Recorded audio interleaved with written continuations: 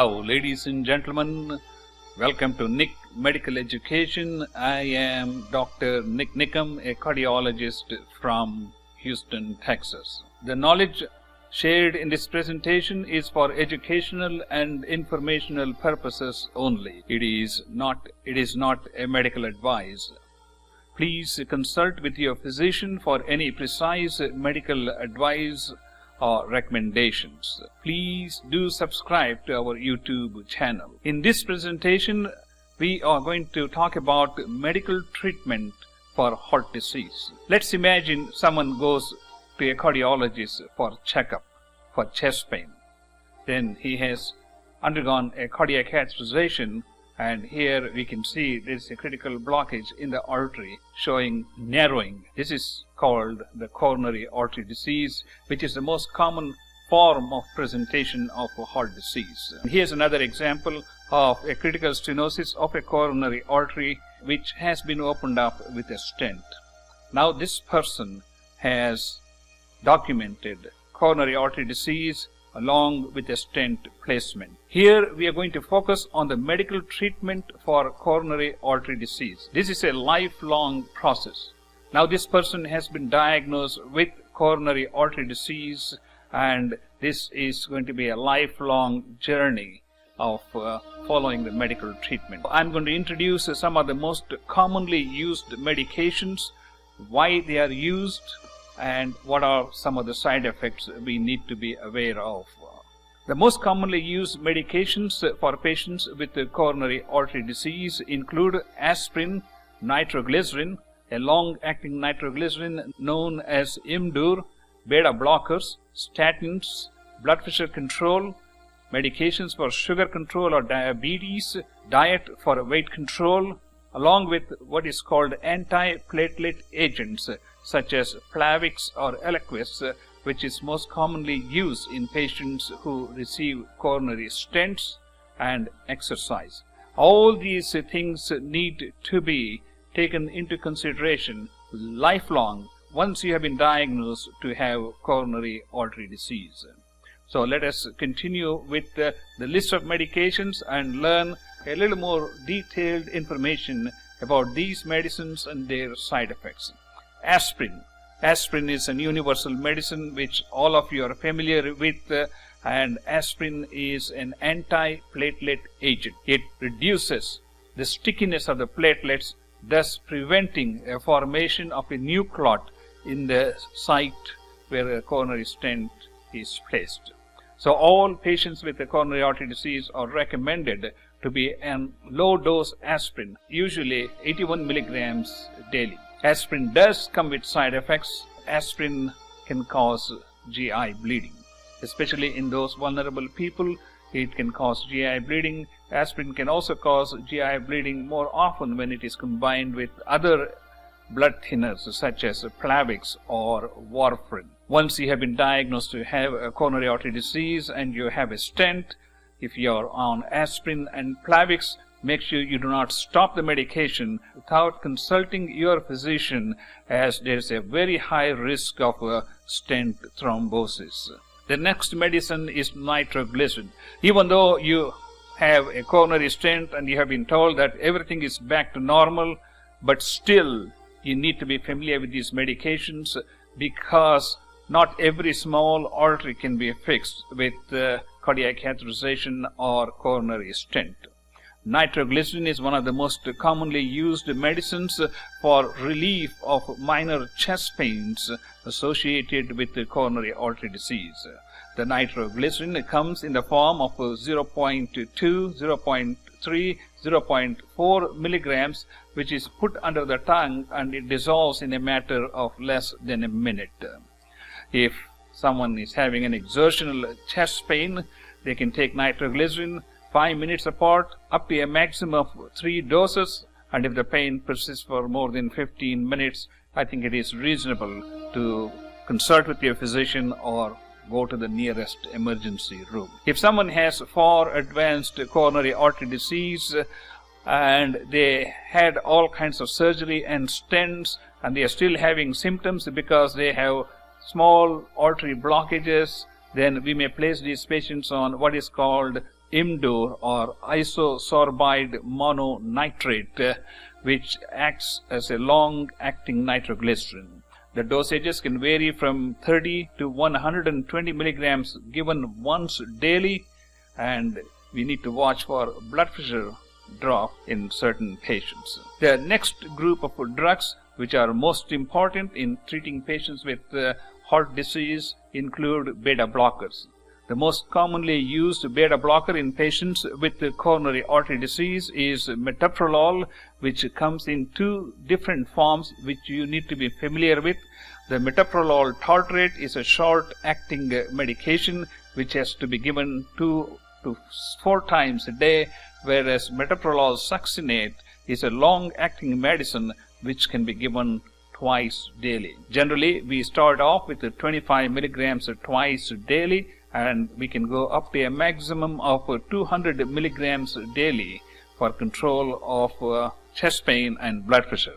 Some of the side effects of the beta blockers which we need to be aware of is slowing of the heart rate. Sometimes the heart rates can drop below 40s, and in those circumstances we may have to reduce the dosage or altogether stop the beta blocker. Sorry, there's a typo here. It's supposed to be BRONCHOSPASM, bronchospasm or spasm of the airways, and this is especially seen in patients with advanced lung disease. And since beta blockers also reduce the contractility of the heart, they can drop the blood pressure, something we need to be aware of. The next group of drugs we need to be aware of are statins, and you have heard these names time and again, namely atorvastatin, rosuvastatin and Pravachol. The choice depends upon your physician and your tolerability to a given drug. In patients with the coronary artery disease, we use what is called a high-intensity statin dosage, which is normally like 40 to 80 milligrams of atorvastatin daily, or its equivalent with other medications. The major side effects of statins would include muscle aches and cramps, and we also need to be aware of elevated liver enzymes in certain patients, and hence every 6 months lab check of liver function test is an integral part of statin therapy. When statin drugs are used, they can reduce the cholesterol level by as much as 40 to 50%, especially when high intensity statin dosages are used. Next, we need to be concerned about blood pressure control. As the blood pressure goes up, there is more stress and strain on the heart muscle. In order to reduce the strain on the heart muscle, in order to reduce the resistance with which the heart has to pump, we need to adequately control the patient's blood pressure. There are a whole list of medications which will be covered in a different presentation on treatment for hypertension.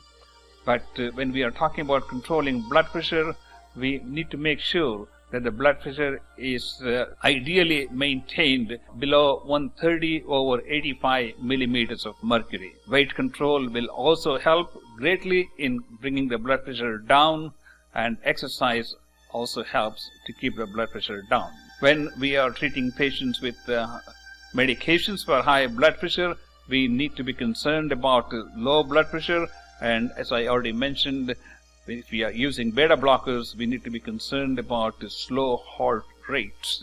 Some of the medications we use for control of blood pressure can alter the kidney function, and hence monitoring of the kidney function is essential when treating patients with hypertension. Next is diabetes. As we know, diabetes is a major risk factor for coronary artery disease, and hence a strict control of blood sugar is essential for controlling cardiac disease progression. In terms of controlling blood sugar, we not only use medications, we also use insulin, and when these are combined with adequate diet, weight control and exercise, we should be able to reach an optimal level in the management of diabetes mellitus. Whenever we are treating patients with diabetes, we need to be always concerned about the manifestations of either low or high blood sugar. The next group of drugs that we would like to introduce will be Plavix or Eliquis. These are antiplatelet agents,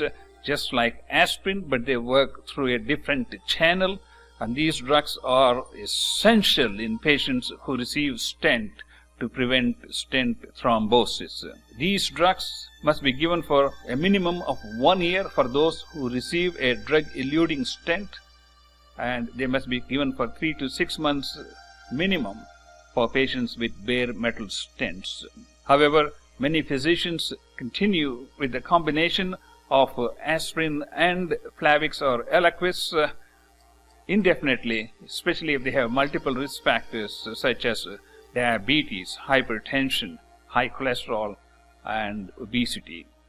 The major effects of this antiplatelet agents, just like aspirin, would be bleeding, and if for any reason we stop these medications without consulting with your physician, you run the risk of developing stent thrombosis.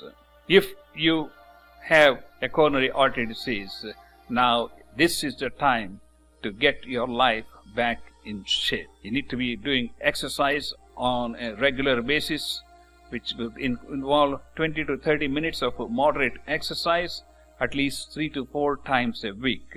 The exercise will help to reduce your weight, bring down your blood pressure, reduce heart strain, improve collateral circulation, and makes you feel good.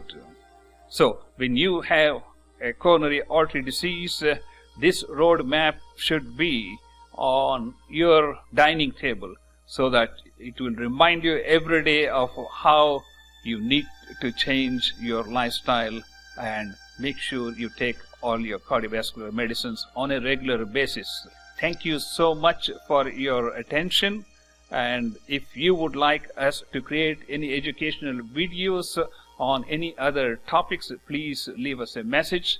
We will be glad to create a video explaining things in a simpler manner. You can also look at our books on Amazon.com on heart healthy lifestyle, stress-free lifestyle, and if you are stressed watching this video and looking at all of this, you can get a copy of Nick's comedy clips. Comedy, humor is the best medicine, as you know. Please check out our collection of more than 1,400 videos on our YouTube channel. Please share this information with your family and friends who could benefit. Stay tuned for our next presentation, and please do subscribe to our YouTube channel, and we will see you next time. Thank you so much. I am Dr. Nick Nickum.